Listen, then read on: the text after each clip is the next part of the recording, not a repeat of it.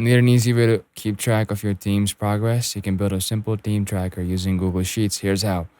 Start with a blank sheet. In the first row, add column headers like team member, task, status, due date, and notes. Then start filling in your team's assignment row by row. To make it more visual, use data validation to create a drop down for the status column with options like not started and progress and done. This keeps everything clean and consistent. Want quick insights? Use conditional formatting to color code the status like red for tasks, not started, and green for completed ones. You can even filter by team member or due date using the filter option. Perfect for checking progress in seconds. And if you want to share it, just click share and choose no, I said, oh yeah. I said, yeah, if you want to share it, then just click share and choose whether teammates can view or edit.